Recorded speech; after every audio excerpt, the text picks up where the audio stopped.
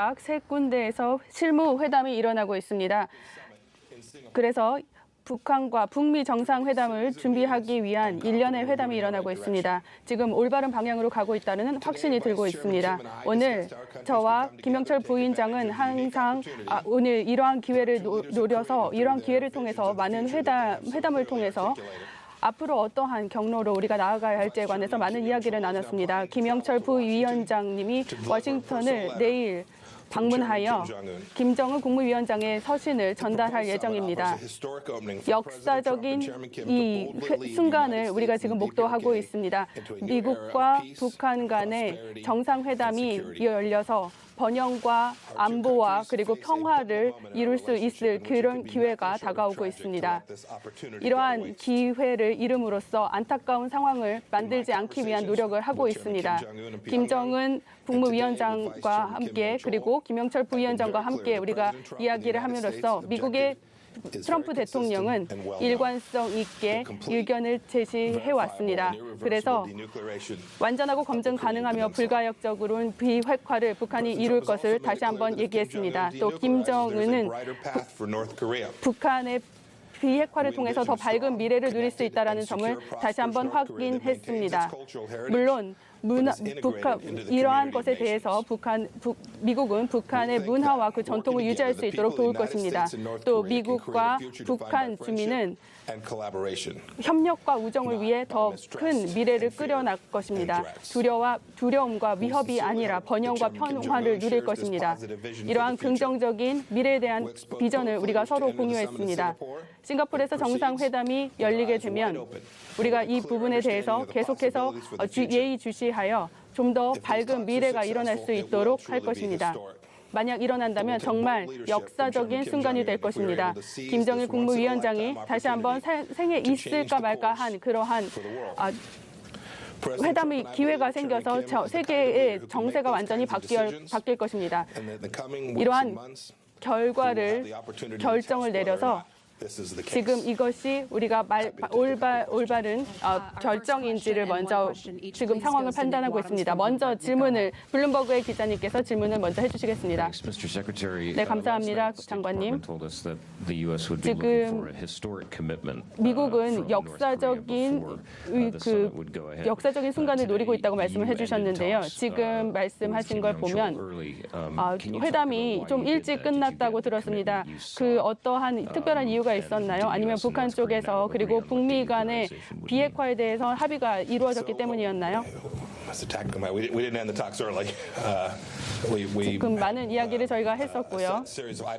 여러 가지 아이템 중에서 먼저 우리가 확실하게 정하고 나가고자 하는 바들이 있었습니다. 기대했던 바는 우리의 기대와 북한이 갖고 있던 기대치가 비슷했습니다. 그래서 회담이 잘 이루어졌고요. 굉장히 어려운 회담이었지만 굉장히 크고 어려운 엄중한 임무였지만 굉장히 잘 진행이 됐습니다.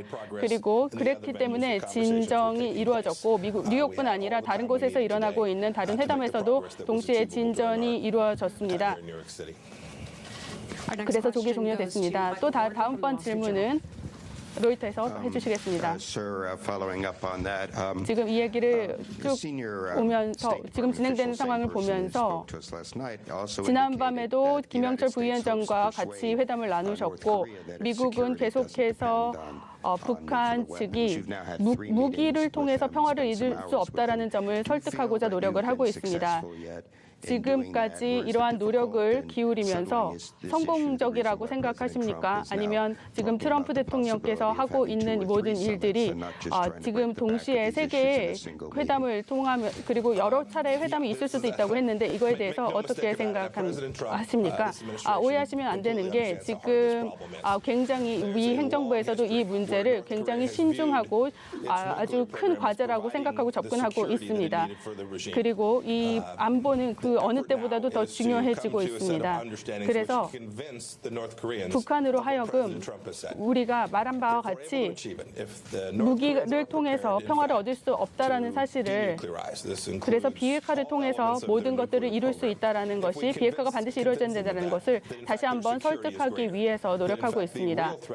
그래서 진정하게 위협을, 보안의 위협을 하는 것은 핵 무기다라는 것을 얘기하고 있습니다. 많은 이러한 주제에 대해서 굉장히 많은 이야기를 했습니다. 그리고 이 목표를 달성하기 위한 실질적인 회담이 있었습니다.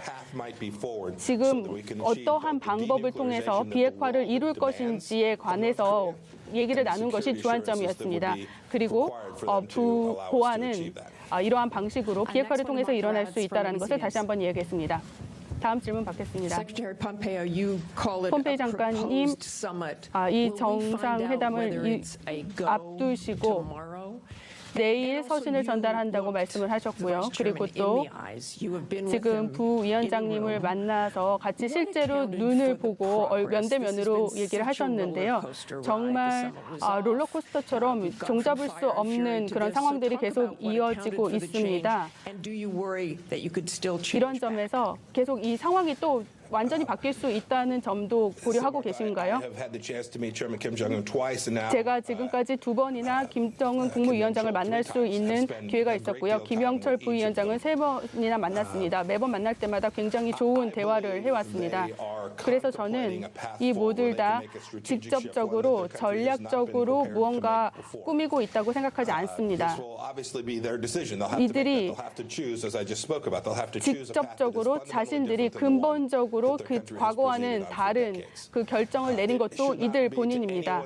그렇기 때문에 여기에 역사적인 순간이 나올 것이라는 것에 나온다 하더라도 그 누구도 깜짝 놀라지는 않을 거라고 생각합니다. 상황은 굉장히 엄중해 보이고 어떤 경우에는 예상치 못한 넘을 수 없는 장애물이 있는 것처럼 보이는 순간도 있었습니다. 하지만 대통령께서는 우리가 달성할 수 있는 우리가 원하는 그 결과를 달성할 수 있도록 모든 노력을 다하라는 그런 지령을 주셨습니다. 그래서 앞으로 며칠 혹은 몇 주 동안 계속 노력을 해서, 물론 힘든 시간이 남아 있겠지만 또 어려운 대화들을 해야겠지만, 우리가 또 문제가 생길 땐 또 저한테 많은 것들이 보하게 되겠지만 이 도전 과제를 충분히 이겨나갈 수 있고 또 이기기 위해서 노력을 할 것입니다. 굉장히 우리가 절대로 넘을 수 없을 것 같은 그런 도전 과제가 있을 순간에도 우리가 그것을 넘기 위해서 노력을 계속할 것입니다.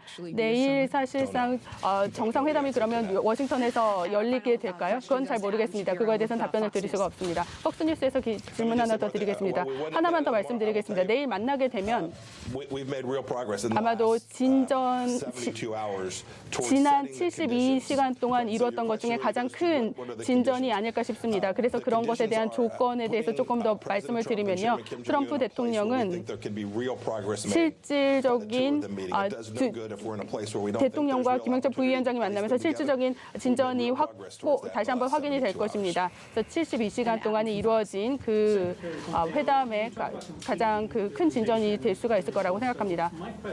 제 질문은 이 동맹에 어떤 영향을 끼칠 것인가 하는 점입니다. 한국과 그리고 그 지역에 이러한 북미 정상회담과 이들의 영향력이 이 지역에 어떠한 영향을 끼칠 것인지 궁금합니다. 특히 그 동맹국들과의 관계에 대해서 궁금합니다. 이러한 협상에서 사실 그러한 부분에 대해서는 얘기하진 않았습니다. 이 합의문에 대한 얘기도 하지 않았었고요. 이러한 부분들은 정상들이 만나서 실제로 어떠한 방향으로 진행을 하고 그들이 이제 이끌어가는 부분이 될 거라고 생각합니다. 제가 말씀드릴 수 있는 부분은 지금 제가 한 국무장관으로 취임을 하고 하면서 한국, 일본 등등의 국무장관을 만났는데 한 가지 분명한 건 우리의 이해가 전혀 다르지 않다라는 점입니다. 우리 모두 공동의 이해를 갖고 있습니다. 문재인 대통령도 마찬가지로 한국의 우려사항을 우리가 알고 있고 또 나머지 국가들이 그 영내 나머지 국가들이 갖고 있는 그 우려들도 이해하고 있습니다. 그런데 그 부분들에 대해서 잘 해결해 나가기 위한 것도 우리의 회담에 포함되어야 될 부분이라고 생각합니다. 경제 정치적으로는 어떻게 생각합니까? 중국은 항상 어떤 얘기를 할 때에도 항상 빠질 수가 없는 존재가 되었죠. 이러한 오늘 지금 있었던 일뿐 아니라 거의 모든 일에서 중국은 항상 빼놓고 이야기를 할 수가 없습니다. 특히 북한 문제에 있어서는 그 어떤 부분에 있어서도 중국도 중국과 일본이 또 중요한 역할을 하고요. 이들도 이 영내에서 가장 중요한 동맹이라는 것은 분명한 사실입니다. 대단히 감사합니다.